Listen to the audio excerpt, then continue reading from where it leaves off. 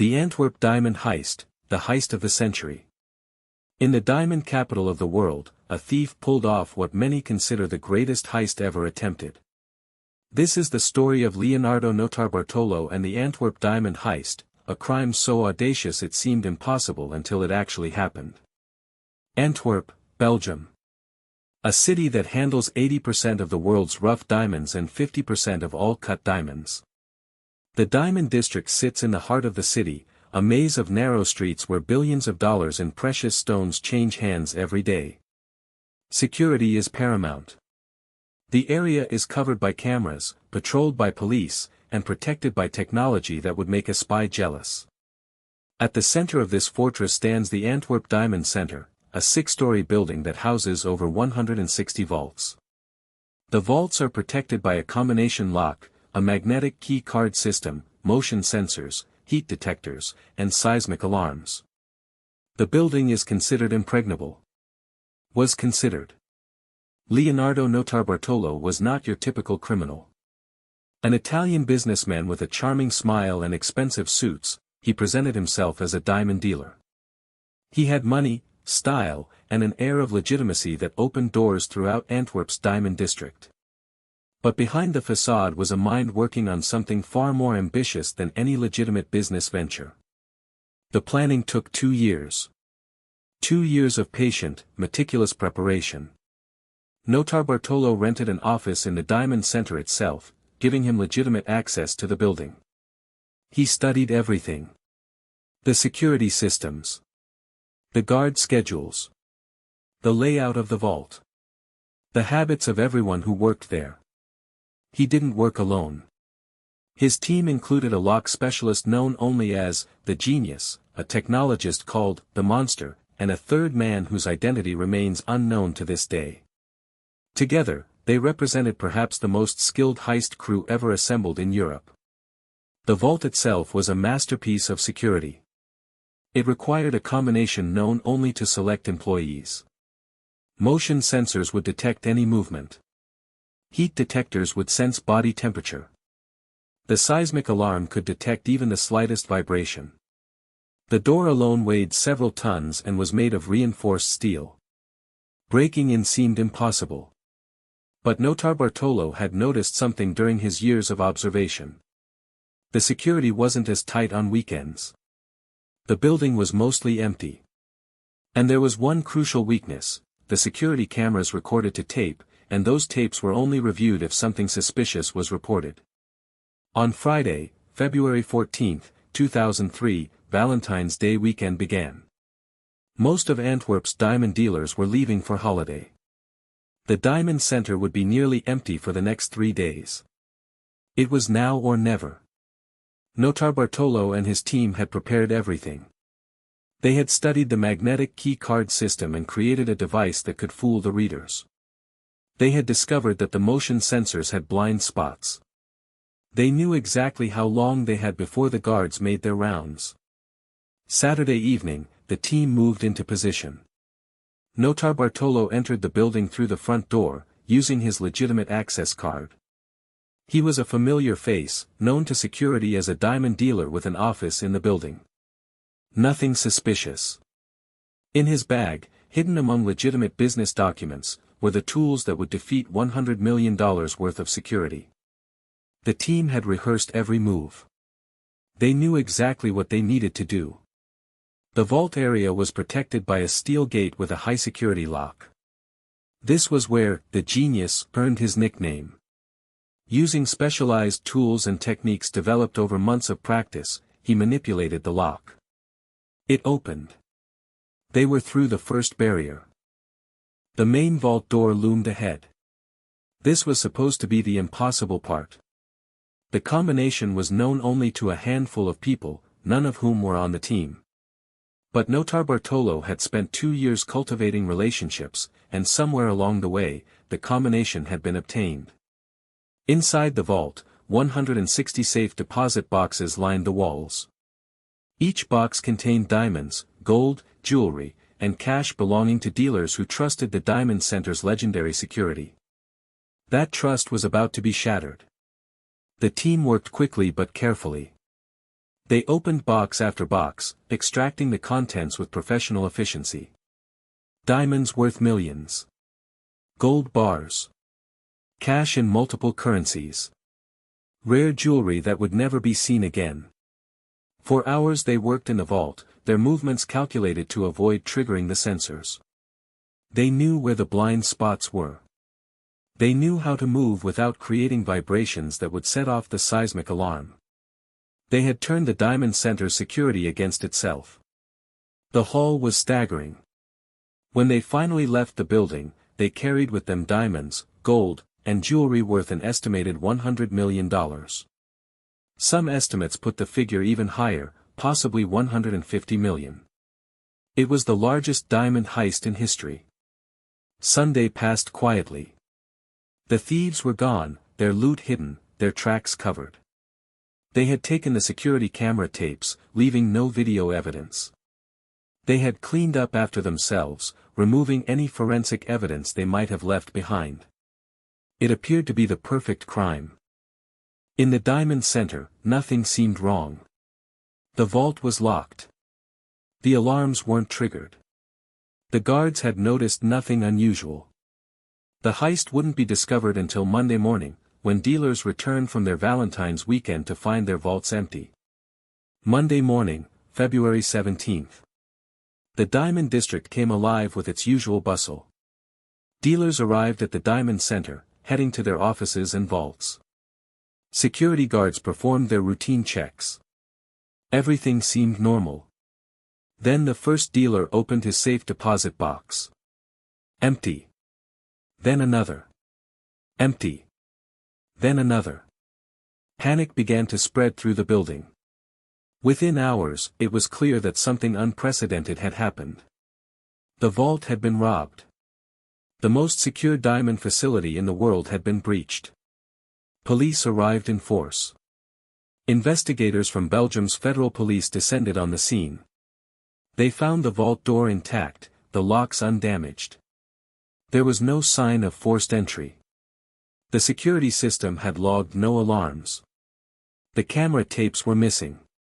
It was as if the theft had been committed by ghosts. The investigation was massive. Belgian police worked with Interpol and law enforcement agencies across Europe. They interviewed everyone with access to the building. They examined every transaction from the past 2 years.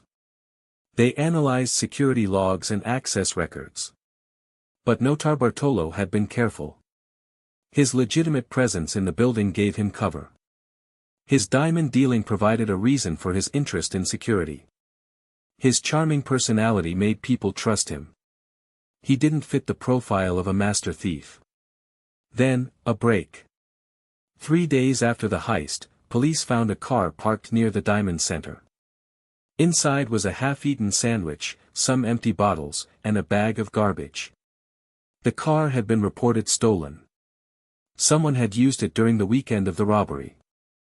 The garbage bag contained receipts from a nearby store, purchased with a credit card. The card belonged to Leonardo Notarbartolo. DNA from the sandwich matched Notarbartolo. The perfect crime had been undone by carelessness with garbage. Police arrested Notarbartolo at his home in Italy. They searched his apartment and found diamond certificates, cash in multiple currencies, and documents linking him to the heist. But they never found the diamonds. Not a single stone from the Antwerp heist has ever been recovered. The other team members were never definitively identified. The genius and the monster remain unknown, protected by Notarbartolo's refusal to name them.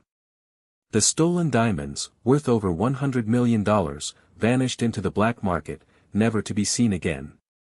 The trial was a sensation. Notarbartolo, facing overwhelming evidence, initially claimed innocence. But the DNA, the credit card receipts, the diamond certificates found in his possession, it all pointed to his guilt. He was eventually convicted and sentenced to 10 years in prison. Years later, from prison, Notarbartolo told his story.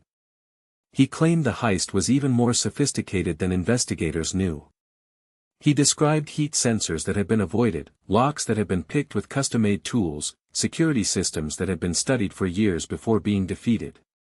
He admitted his role but refused to name his accomplices or reveal where the diamonds had gone. The Antwerp Diamond Centre rebuilt its security.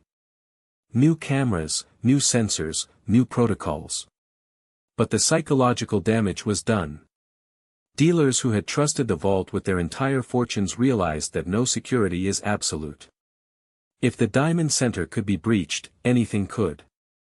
10 years after the heist, the Antwerp diamond robbery remains legendary in criminal circles. It's studied by security experts and law enforcement as an example of patient, methodical criminal planning. 2 years of preparation for 1 weekend of execution. $100 million taken without firing a shot, without triggering an alarm, without leaving evidence. Today, the Antwerp Diamond Centre still stands. Security has been upgraded multiple times. Dealers still store their diamonds in the vault. But everyone knows the story now. They know that a charming Italian businessman rented an office, watched and waited for 2 years, and then walked away with the contents of 160 safe deposit boxes. Leonardo Notarbartolo served his time and was released. He wrote a book about the heist, though much of what he claims is impossible to verify. The diamonds remain missing, scattered to unknown destinations, perhaps worn by people who have no idea their jewelry was once locked in the world's most secure diamond vault. The Antwerp diamond heist proved something that security experts had always feared: no system is perfect. Every lock can be picked, every alarm can be avoided, every camera can be defeated. All it takes is time, patience, and enough skill to exploit the weaknesses that others don't see. In the world of high-stakes theft, the Antwerp job set a new standard. It wasn't just the value of the loot, though $100 million is staggering. It was the elegance of the execution. The patient preparation. The exploitation of trust. The way a legitimate businessman identity was used as cover for one of the greatest crimes ever committed. The Diamond District of Antwerp continues to operate, processing billions in gems every year.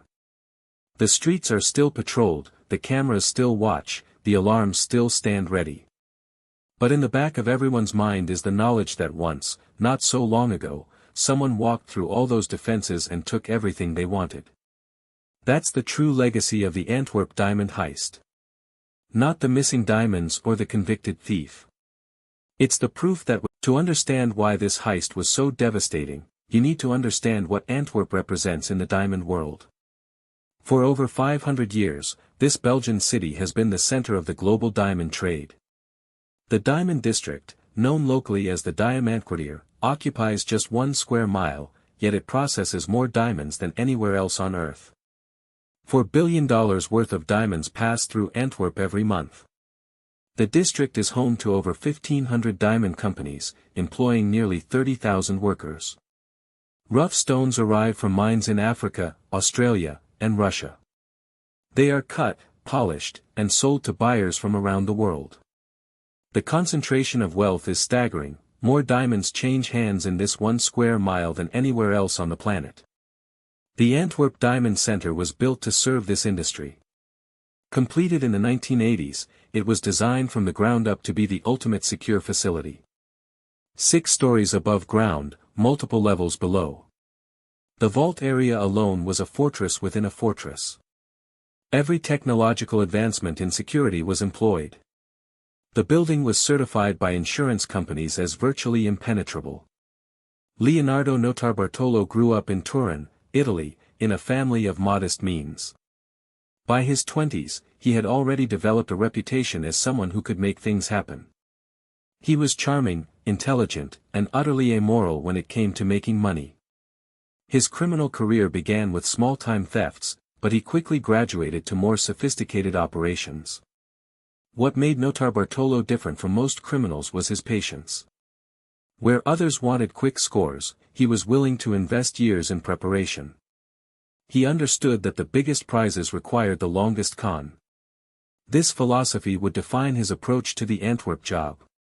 In the late 1990s, Notarbartolo began making connections in the diamond world. He posed as a dealer, complete with a fake business card and a convincing backstory. He attended trade shows, made small purchases, and built relationships. To everyone who met him, he seemed like just another ambitious dealer trying to make his way in the competitive diamond market. Notarbartolo didn't work alone. The Antwerp diamond heist required skills that no single person possessed. He assembled a team of specialists, each bringing unique abilities to the operation. The genius was reportedly a lock expert from Italy who could open virtually any mechanical lock.